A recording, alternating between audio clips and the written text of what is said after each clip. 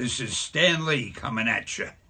Want you to know, Marvel has always been and always will be a reflection of the world right outside our window. That world may change and evolve, but the one thing that will never change is the way we tell our stories of heroism. Those stories have room for everyone, regardless of their race, gender, religion, or color of their skin. The only things we don't have room for are hatred, intolerance, and bigotry. That man next to you, he's your brother. That woman over there, she's your sister. And that kid walking by, hey, who knows? He may have the proportionate strength of a spider. We're all part of one big family, the human family, and we all come together in the body of Marvel. And you're part of that family. You're part of the Marvel universe that moves ever upward and onward to greater glory. In other words, Excelsior! What's up guys, it's Christian back at you with another Thursday video. So as you can tell by the intro and the title that you already know what this video is about. It's about Stan Lee and a tribute to him. Considering that Avengers Endgame is coming out, next week, it makes sense to be doing this video anyways. And that is also, fun fact, supposedly Stan Lee's last cameo. So without further ado, let's start off with this list right off here with number 10. It is that Stan Lee's wife was actually his barber for the majority of his adult life. His wife used to do that cool slip back hair that he used to have, that you mainly see him on the red carpet or sometimes in the movies with. His wife was the one that would do that for him. Coming in at number 9, Stan Lee used to work at an obituary where that was like his first job, I believe, where he started working at the obituary and he quit because he said he was too depressing. Coming in at number 8, when Stan Lee was in the military, he used to do some playwriting for the Army training videos. And he actually worked alongside with Dr. Seuss and a few other pretty famous writers to come up with some of the training videos. So that was pretty cool. And as you can see by the picture, that was young Stan Lee at his desk. So that's pretty cool. Coming in at number 7, the Hulk was actually supposed to be gray. His original design or concept art or whatnot for the comic book was he was supposed to be gray. As you can see by the pictures, this is what he would look like if he was gray. And luckily there was a mistake with the printer and now he's green. And I think Stan Lee saw this mistake and was like, you know what, that's pretty cool, so I'm just going to stick with it.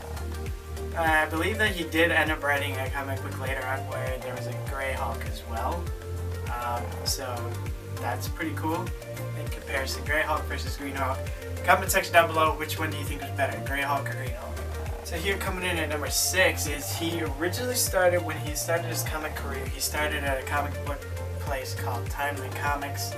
And he was an editor there, and his first big thing that they let him do was they let him go on his own and make his own comic, and it was actually Captain America, which ironically the movie that came out was Captain America: The First Avenger. So when he created his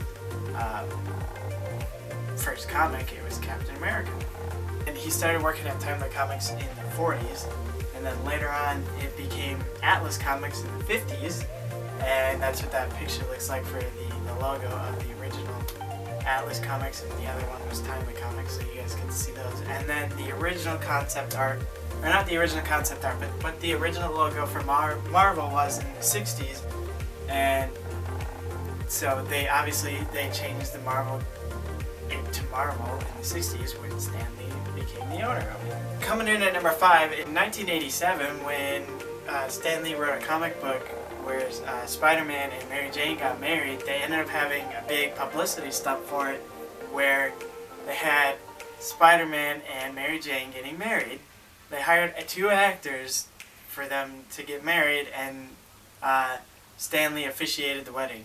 So coming in at number 4, Stan Lee's favorite villain that he has is Doctor Doom. He feels that Doctor Doom is misunderstood, and that's the villain that he would choose if he had to choose on becoming a villain. He would choose Doctor Doom. And coming in at number 3, Stan Lee's big saying Excelsior. What a lot of people don't know, or maybe you do know, and maybe you don't know, but you're about to know.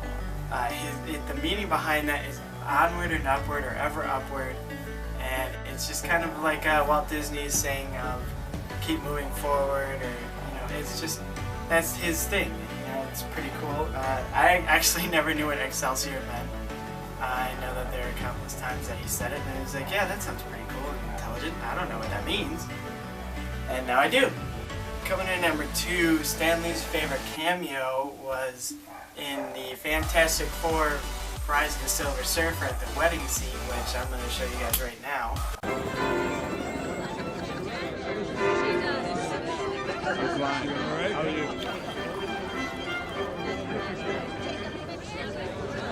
Invitation, sir.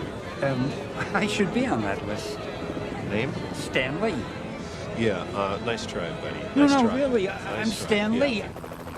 Number 1, Stan Lee received the National Medal of Art, or the American National Medal of Art,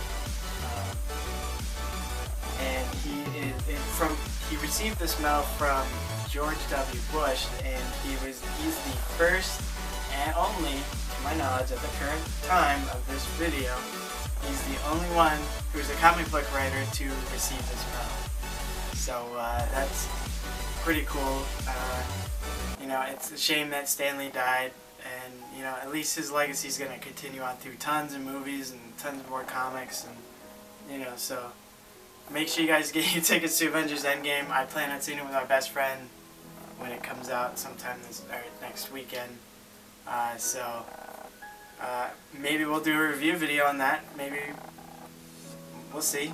But other than that, be kind, be weird, but give somebody a hug today.